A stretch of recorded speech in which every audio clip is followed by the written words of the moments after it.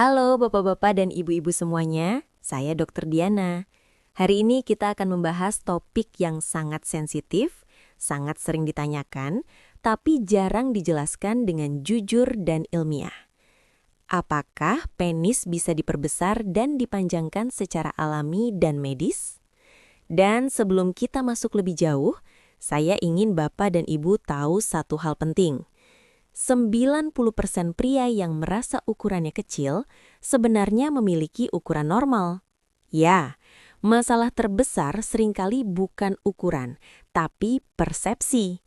Dan kalau Bapak bertahan sampai akhir, saya akan jelaskan fakta ukuran normal secara medis, cara kerja hormon dan genetika, metode alami yang realistis, metode medis yang benar-benar ada, mana yang mitos, mana yang berbahaya, dan siapa yang sebenarnya tidak perlu melakukan apa-apa.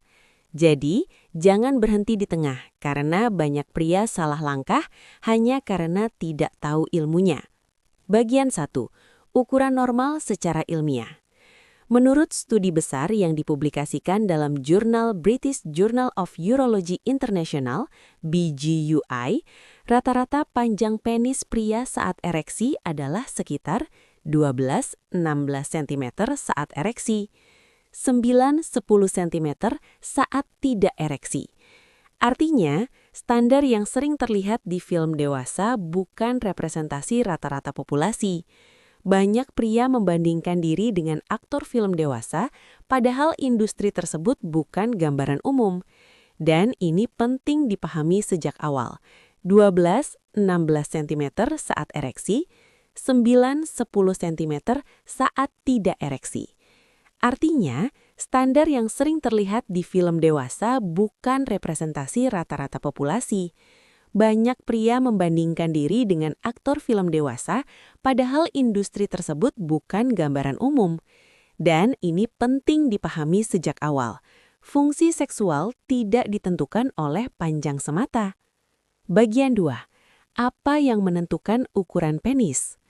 Ukuran penis dipengaruhi oleh genetika, hormon testosteron saat pubertas, sensitivitas reseptor hormon. Hormon utama yang berperan adalah testosteron. Jika saat pubertas kadar testosteron normal, maka perkembangan organ seksual biasanya optimal sesuai genetiknya. Setelah pubertas selesai, pertumbuhan alami berhenti. Ini fakta biologis. Bagian 3. Apakah bisa membesar secara alami? Sekarang masuk ke pertanyaan inti. Apakah bisa diperbesar secara alami? Jawabannya, tidak bisa menambah panjang permanen secara signifikan setelah pubertas. Tapi, ada beberapa metode yang bisa meningkatkan kualitas ereksi, membuat tampilan terlihat lebih maksimal, mengurangi lemak di sekitar panggal. 1. Menurunkan lemak perut.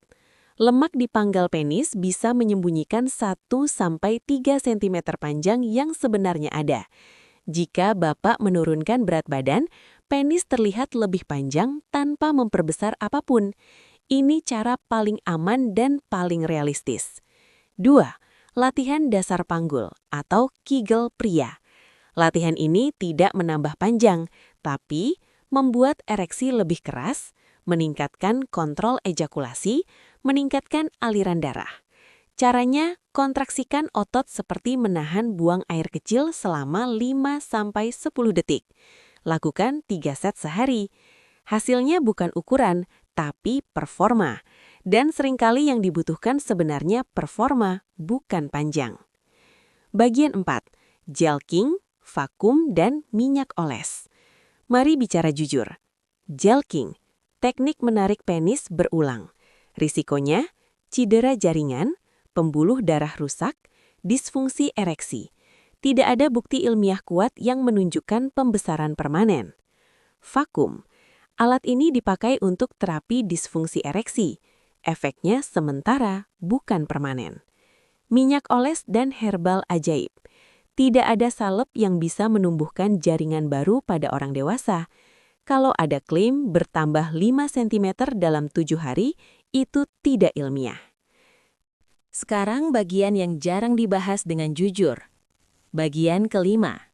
metode medis yang benar-benar ada. Pertama, operasi ligamen release. Ini operasi memotong ligamen suspensori.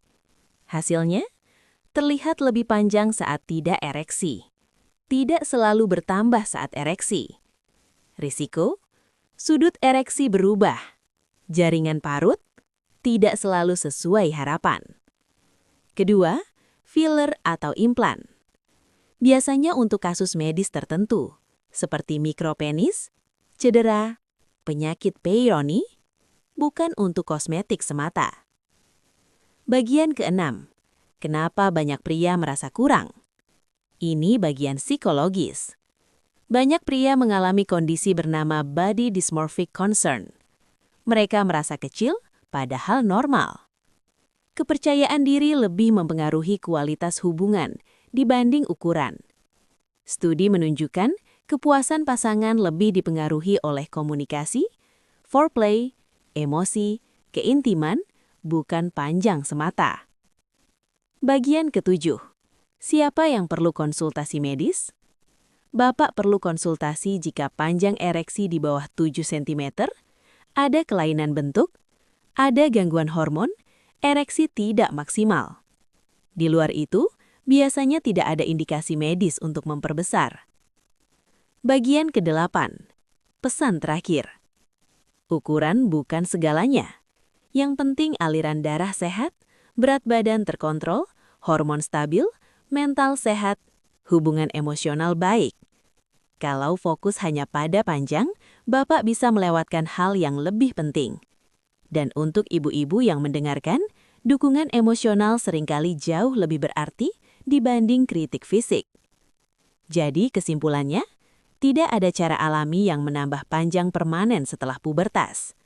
Operasi ada, tapi bukan tanpa risiko. Lemak perut sering menyembunyikan panjang asli. Performa dan kepercayaan diri lebih penting dari ukuran. Jika pembahasan ini membuka wawasan baru, silahkan bagikan ke bapak atau ibu lain yang mungkin butuh informasi ilmiah, bukan mitos. Saya Dr. Diana, sampai bertemu di pembahasan berikutnya.